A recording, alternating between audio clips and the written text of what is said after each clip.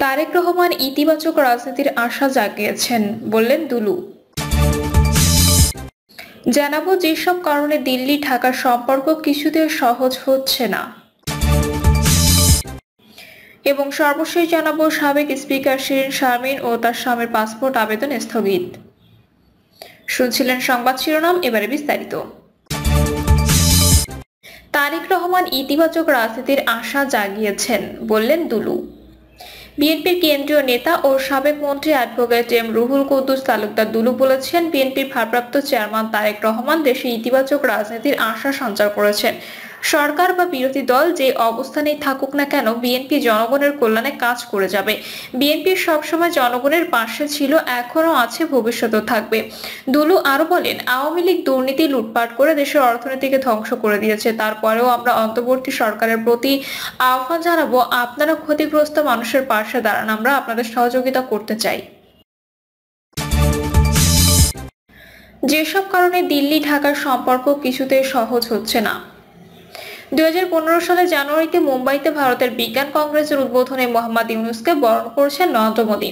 মাত্র মাস তিনেক আগেও যে দ্বিপাক্ষিক সম্পর্ককে দুদেশের নেতা, মন্ত্রী, কর্মকর্তারা অহরহ সোনালী অধ্যায় বলে বর্ণনা করতেন, সেই ঢাকা ও দিল্লির পারস্পরিক কূটনীতিতে এই মুহূর্তে একটা চরম অস্বস্তিকর শীতলতার পর্ব চলছে বলেও আসলে বোধহয় কমই বলা হয়। বাংলাদেশের নতুন অন্তর্বর্তী সরকারের প্রধান উপদেষ্টা হিসেবে মোহাম্মদ ইউনূস দায়িত্ব নেওয়ার পর 100 দিন অতিক্রান্ত, কিন্তু ভারতের প্রধানমন্ত্রী নরেন্দ্র মোদীর সঙ্গে আজ পর্যন্ত তার মুখোমুখি দেখাই হয়ে ওঠেনি। সেপ্টেম্বরে নিউ ইয়র্কে জাতিসংঘের নিরাপত্তা পরিষদের অধিবেশনে অবকাশে এরকম একটা বৈঠক আয়োজনের জন্য বাংলাদেশ অনুরোধ জানিয়েছিল, কিন্তু ভারত তা এড়িয়ে গিয়েছে। দুদেশের দুই বর্তমান নেতার মধ্যে এর মাঝে মাত্র একবারই টেলিফোনে কথা হয়েছে, কিন্তু ভারতের ভাষ্য অনুযায়ী সেখানেও প্রাধান্য পেয়েছে বাংলাদেশ হিন্দুদের উপর নির্যাতনের প্রসঙ্গ। সুতরাং সেই টেলিফোন আলাপেও ভারতের দিক থেকে স্পষ্টতই ছিল নালিশ বা অনুযোগের সুর। গত 8ই আগস্ট যেদিন মোহাম্মদ ইউনূস প্রধান উপদেষ্টা হিসেবে শপথ নেন, সেদিনও এক্স হ্যান্ডেলে তার প্রতি বার্তায় প্রধানমন্ত্রী মোদী শুভেচ্ছা জানালেও দায়িত্ব গ্রহণের জন্য অভিনন্দন জানাননি। কোনো পর্যবেক্ষক এটাও মনে করিয়ে দিচ্ছেন, বস্তুত নিউ ইয়র্কে ভারতের পররাষ্ট্রমন্ত্রী এস জয়শঙ্কর ও বাংলাদেশের পররাষ্ট্র উপদেষ্টা তৌহিদ হোসেনের মধ্যে একটি সংক্ষিপ্ত বৈঠক ছাড়া দুদেশের মধ্যে শীর্ষ পর্যায়ে এখনো কোনো ইন্টারঅ্যাকশনই হয়নি। ভারতের হয়ে বাংলাদেশ সরকারের সঙ্গে যাবতীয় আদান প্রদান করছেন ঢাকার নিযুক্ত রাষ্ট্রদূত প্রণয় কুমার ভার্মা, যা কূটনৈতিক সম্পর্কে স্কেল ডাউন করারই ইঙ্গিত। পাশাপাশি আরো কিছু ঘটনা গত 3 মাসে ঘটেছে, যা থেকে মনে করা যথেষ্ট কারণ আছে দিল্লি এখনো বাংলাদেশের নতুন সরকারকে ঠিকমতো ভরসাই করতে পারছে না। যেমন প্রায় মাস 4 হতে চলল ভারত এখনো বাংলাদেশে তাদের ভিসা কার্যক্রম কার্যত বন্ধ রেখেছে। ভারতও জানিয়ে দিয়েছে, তারা যতক্ষণ না মনে করছে সে দেশে পরিস্থিতি স্বাভাবিক হচ্ছে, ততক্ষণ আগের মতো ভিসা ইস্যু করারও কোনো সম্ভাবনা নেই। তাছাড়া কলকাতা ও ঢাকার মধ্যে চলাচলকারী ট্রেন মৈত্রী এক্সপ্রেসও গত 19 জুলাই থেকে বন্ধ রাখা হয়েছে। একই হাল খুলনা কলকাতা বন্ধন এক্সপ্রেস বা ঢাকা শিলিগুড়ি মিতালি এক্সপ্রেসেরও, যদিও বেশ কিছুদিন বিরতির মধ্যে দুদেশের মধ্যে পণ্যবাহী ট্রেন চলাচল অবশেষে শুরু হয়েছে। ভারতের বিভিন্ন রাষ্ট্রায়ত্ত বেসরকারি সংস্থা বাংলাদেশে যেসব অবকাঠামো প্রকল্পে কাজ করছিল, তারও অনেকগুলোর কাজ জুলাই আগস্ট থেকে থমকে গেছে, আজ পর্যন্ত তা শুরু করা যায়নি। আদানি পাওয়ার সহ বিভিন্ন ভারতীয় সংস্থা বকেয়া অর্থ না পেয়ে বাংলাদেশে বিদ্যুৎ সরবরাহ কমিয়ে দিয়েছে। গত 100 দিনের ভিতর ভারতের পররাষ্ট্র মন্ত্রণালয় বাংলাদেশে বন্যার জল ছাড়ার অভিযোগ বা দুর্গাপূজার মন্তব্যে হামলা নিয়ে একাধিক প্রকাশ্য বিবৃতি জারি করতেও দ্বিধা করেনি, যাতে বাংলাদেশ সরকারের সমালোচনা ছিল স্পষ্ট। এই ধরনের জিনিস কিন্তু বিগত 16-17 বছরে কখনো দেখা যায়নি, যা থেকে পরিষ্কার বাংলাদেশের নতুন অন্তর্বর্তী সরকারের সঙ্গে একটা ওয়ার্কিং রিলেশনশিপ বা কেজো সম্পর্ক গড়ে তুলতে দিল্লি রীতিমতো দ্বিধান্বিত। ভারতের সাবেক পররাষ্ট্র সচিব তথা ঢাকায় নিযুক্ত প্রাক্তন হাইকমিশনার হর্ষবর্ধন শ্রিংলা অবশ্য এর মধ্যে বিশেষ অস্বাভাবিক কিছু দেখছেন না। মালয়েশিয়া থেকে তিনি বলেছিলেন, সম্পর্ক তো একেবারে থেমে নেই, চলছে। দুপক্ষের মধ্যে কোনো অপ্রীতিকর আদান প্রদান হয়নি, কেউ আক্রমণাত্মক ভাষায় কথা বলেনি। এটাই কি যথেষ্ট নয়? আসলে এটা তো বুঝতে হবে, বাংলাদেশের যে সরকার ক্ষমতায় আছে তারা কোনো স্থায়ী সরকার নয়। তাদের ম্যান্ডেট কিছু থাকলেও সেটা খুব লিমিটেড, যে সে দেশে একটা সুষ্ঠু নির্বাচন আয়োজন করা। তো এরকম একটা সরকার সরকারের সঙ্গে ভারতের নির্বাচিত সরকারের এঙ্গেজমেন্টও লিমিটেড হওয়াটাই খুব স্বাভাবিক, যোগ করেন হর্ষবর্ধন শ্রীংলা। তবে দুদেশের সরকারের মধ্যে সম্পর্কের পরিধি সীমিত থাকলেও পিপল টু পিপল কানেক্ট বা মানুষে মানুষের সংযোগটা কিছুতেই বন্ধ করা উচিত নয় বলেই তারা অভিমত। দিল্লি ও ঢাকার মধ্যে যাই চলুক, এটা যেভাবে হোক বজায় রাখতে হবে বলছেন হর্ষবর্ধন শ্রীংলা। অবশ্য গত 100 দিনে ভারত ও বাংলাদেশের সম্পর্ক যে প্রায় তলানিতে এসে ঠেকেছে তা নিয়ে দিল্লিতে অন্তত পর্যবেক্ষকদের মধ্যে কোনো দ্বিমত নেই। আর এর জন্য নির্দিষ্টভাবে কয়েকটি কারণকে চিহ্নিত করছেন তারা।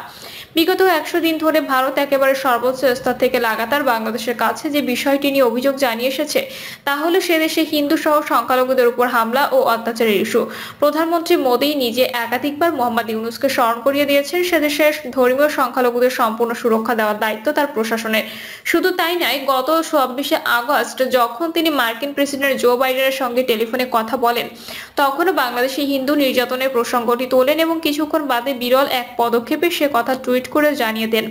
ভারতের পররাষ্ট্র মন্ত্রণালয় একের পর এক ব্রিফিং ও বিবৃতিতে বারবার বাংলাদেশ সরকারকে মনে করিয়ে দিয়েছে বাংলাদেশে হিন্দুদের স্বাধীনভাবে ধর্মাচরণের অধিকার আছে এবং দুর্গাপূজার সময় তাদের সুরক্ষা ও নিরাপত্তা নিশ্চিত করার দায়িত্ব সে দেশের সরকারের। কিন্তু ভারত সরকার ও ভারতের ক্ষমতাসীন দল বিজেপির বিশ্বাস এই গুরুতর বিষয়টিকে বাংলাদেশ সরকারও হয় গুরুত্ব দিচ্ছে না অথবা তারা পরিস্থিতি মোকাবিলায় চূড়ান্ত ব্যর্থ হচ্ছে। বিজেপির পলিসি রিসার্চ সেলের অনির্বাণ গাঙ্গুলির কথায় আজকের বাংলাদেশ গড়ে তোলার পেছনে সে দেশের হিন্দু বৌদ্ধ খ্রিস্টান যে ঘাম রক্ত ছড়িয়েছে, দেশ বিনির্মাণে তাদেরও যে বিরাট অবদান আছে সেই সত্যিটাই যেন ভুলিয়ে দেওয়ার চেষ্টা চলছে। বিজেপির শীর্ষ নেতৃত্ব আরো মনে করিয়ে দিয়েছেন 5ই আগস্টের পর থেকে সে দেশের হিন্দু বৌদ্ধ খ্রিস্টান ঐক্য পরিষদের তথ্য অনুসারে ধর্মীয় সংখ্যালঘুদের উপর 2000-এর বেশি হামলার ঘটনা ঘটেছে। জাতিসংঘের শীর্ষ মানবাধিকার কর্মকর্তা ভলকার তুর্ক পর্যন্ত বাংলাদেশ সফরে সেই পরিস্থিতির গুরুত্বের কথা স্বীকার করেছেন। আর ভাবি মার্কিন প্রেসিডেন্ট ডোনাল্ড ট্রাম্প তো এইসব হামলাকে বর্বরোচিত বলতেও বাকি রাখেননি, কিন্তু বাংলাদেশ সরকার বিষয়টা নিয়ে যেন পুরোপুরি ডেনায়াল মোডে চলে গেছে। তাদের উপদেষ্টাদের কথা থেকে মনে হচ্ছে হিন্দু নির্যাতনের সব খবরই যেন ফেক নিউজ, অতিরঞ্জন কিংবা রাজনৈতিক হামলার ঘটনা। বিবিসিকে বলেছিলেন বিজেপির ঘনিষ্ঠ পররাষ্ট্রনীতি বিশেষজ্ঞ শুভ কমল দত্ত। চট্টগ্রামের হাজারীগুলিতে এই সেদিন নিরপরাধ হিন্দুদের উপর বাংলাদেশের সেনা ও পুলিশ যে নির্মম অত্যাচার চালিয়েছে সেটা ডক্টর ইউনূস সরকারের সম্মতি ছাড়া কিভাবে সম্ভব। তিনি বলেন, এরপর তো বলতেই হবে তিনি হিন্দুদের সুরক্ষায় ব্যবস্থা নিচ্ছেন বলে সেসব কথা বলছেন, তা তো নির্লজ্জ মিথ্যা ছাড়া কিছুই নয়। আরো যোগ করেন শুভ্র কমল দত্ত, এই কথা ঠিকই যে প্রধান উপদেষ্টা মোহাম্মদ ইউনূস 5ই সেপ্টেম্বর পিটিআইকে দেওয়া সাক্ষাৎকারে বলেছিলেন বাংলাদেশি হিন্দুদের উপর আক্রমণের ঘটনাগুলো অনেক ফুলিয়ে ফাঁপিয়ে দেখানো হচ্ছে, আর সে কথা তিনি প্রধানমন্ত্রী মোদীকেও জানিয়েছেন।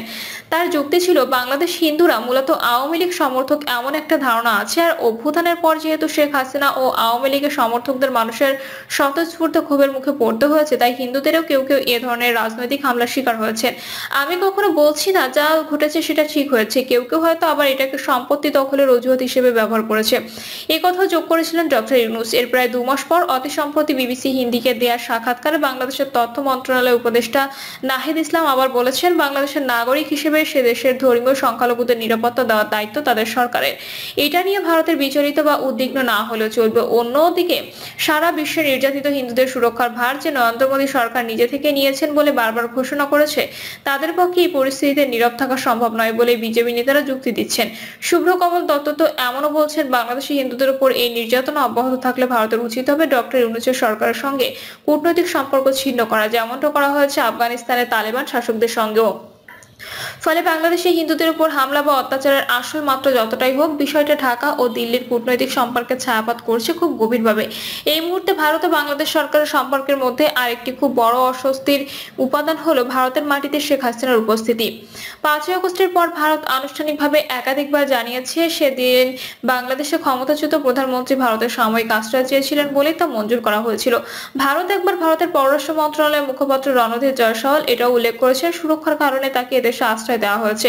মূল কারণটা যাই হোক, বাস্তবতা হলো বাংলাদেশে গত জুলাই আগস্ট মাসের গণ অভ্যুত্থান যার শাসনের বিরুদ্ধে ছিল, সেই শাসক নিজেই এখন প্রতিবেশী দেশের আশ্রয়ে ও আতিথেয়তায় রয়েছেন। বহু পর্যবেক্ষক বিশ্বাস করেন সেই অভ্যুত্থানে যেহেতু একটা ভারত বিরোধী মাত্রা ছিল, কারণ ভারতের সমর্থন ছাড়া এইভাবে শেখ হাসিনার পক্ষে এতদিন ক্ষমতা আঁকড়ে থাকা অসম্ভব হতো বলে আন্দোলনকারীরা ধারণা করতেন। আর সেই ভারতই যখন শেষমেশ অপসারিত প্রধানমন্ত্রীকে আশ্রয় দিল, তাতে কূটনৈতিক সন্দেহ ও অবিশ্বাস আরো জোরালো হয়েছে। প্রধান উপদেষ্টা মোহাম্মদ ইউনূস নিজে ভারতের বার্তা সংস্থা সংস্থা পিটিআইকে দেওয়া সাক্ষাৎকার বলেছেন, ভারতের মাটিতে বসে শেখ হাসিনা যেন রাজনৈতিক বিবৃতি না দেন, ভারতকে সেটা খেয়াল রাখতে হবে। ঢাকার পররাষ্ট্র মন্ত্রণালয় সম্প্রতি স্বীকার করেছে, শেখ হাসিনার মুখে লাগাম পরানোর কথা তারা একাধিকবার ভারতে বলেছে, কিন্তু তাতে তেমন কোনো সাড়া পাওয়া যায়নি। এর পাশাপাশি গণহত্যার বিচারের জন্য শেখ হাসিনাকে যাতে বাংলাদেশে আদালতের কাঠগড়ায় দাঁড় করানো যায়, সেজন্য তাকে ভারতের কাছে ফেরত যাওয়ার কথাও বলেছেন অন্তর্বর্তী সরকারের একাধিক উপদেষ্টা। দুদেশের মধ্যকার প্রত্যর্পণ চুক্তির কথা তুলেছেন তাদের কেউ কেউ, সম্ভবত এটা জেনেই যে ভারত তাকে কখনো বাংলাদেশের হাতে তুলে দেবেন না। কিন্তু তাতে কূটনৈতিক সম্পর্কে যা ক্ষতি হওয়ার হয়ে গেছে। দিল্লিতে প্রথম সারির থিঙ্ক ট্যাঙ্ক মনোহর পরিক্কার, আইডিএস এর সিনিয়র ফেলো তথা বাংলাদেশ বিশেষজ্ঞ শ্রুতি পট্টনায়ক সেই প্রথম দিন থেকে বলে আসছেন, শেখ হাসিনাকে ভারতে না রাখতে হলে দিল্লির জন্য সেটা সবচেয়ে ভালো অপশন হতো। তিনি বলেছিলেন, আমি এখনো মনে করি প্রথমে শেখ হাসিনা যদি তৃতীয় কোনো দেশে চলে যেতে পারতেন, সেটা দিল্লির জন্য সেরা সমাধান হতো, হয়তো শেখ হাসিনার জন্য। কিন্তু যেহেতু সেটা সম্ভব হয়নি এবং শেখ হাসিনার পাশে দাঁড়ানো ছাড়া এখন ভারতের সামনে কোনো উপায় নেই, তাই এটার পরিণাম আমাদের এখন ভোগ করতে হবে। এই পরিণামের একটা দিক হলো ঢাকার নতুন সরকারের সঙ্গে কূটনৈতিক মূল্যের দাম চোকানো। আগস্টের মাঝামাঝি দ্য ডিপ্লোম্যাট সাময়িকীকে পররাষ্ট্রনীতির বিশ্লেষক শ্রী রাধা দত্ত একটি নিবন্ধে লিখেছিলেন, বাংলাদেশের অভ্যন্তরীণ রাজনীতিতে ভারত কখনো নাক গলায় না। এই মিথটাকে বেআব্রু করে দিয়েছিলেন শেখ হাসিনাকে ভারতে নিরাপদ আশ্রয় দেওয়ার ঘটনা। ফলে ভারতের সমর্থনে শেখ হাসিনা ক্ষমতায় টিকেছিলেন। বিগত 1.5 দশক ধরে বাংলাদেশের জল্পনায় আকারে থাকা এই মতবাদটা এখন এক ধরনের কনফার্মেশন পেয়ে গেছে বলে অনেক পর্যবেক্ষকই মনে করছেন, এবং একই কারণে ঢাকা ও দিল্লির সম্পর্ক তিক্ত থেকে তিক্ততর হচ্ছে। কিন্তু দ্বিপাক্ষিক সম্পর্কের উন্নতির স্বার্থে ভারতকে ভবিষ্যতে কখনো শেখ হাসিনাকে বিচারের জন্য বাংলাদেশের হাতে তুলে দেওয়ার কথা বিবেচনা করতে পারে, কোনো প্রশ্নই ওঠে না। প্রথম কথা, বাংলাদেশে তিনি সুষ্ঠু বিচার পাবেন তার কোনো নিশ্চয়তা নেই। কেন ভারত তাকে একটা ক্যাঙ্গারু কোর্টের মুখে ঠেলে দিতে যাবে? দ্বিতীয়ত, আজ যদি ভারত শেখ হাসিনার সংকটের মুহূর্তে তার পাশ থেকে সরে দাঁড়ায়, তাহলে আমাদের নেইবারহুডে কোনো দেশের কোনো নেতাই ভারতের বন্ধুত্বে আর কখনো ভরসা রাখতে পারবে না। বিবিসিকে বলেছিলেন ভারতের সাবেক শীর্ষস্থানীয় কূটনীতিবিদ TCS রাঘবন। ফলে ধরেই নেওয়া যেতে পারে শেখ হাসিনা এখন লম্বা সময়ের জন্য ভারতে থাকছেন, এবং যতদিন ধরে সেটা ঘটছে ততদিন ঢাকা ও দিল্লির মধ্যকার কূটনৈতিক সম্পর্কটা স্বাভাবিক হওয়াটা খুব কঠিন।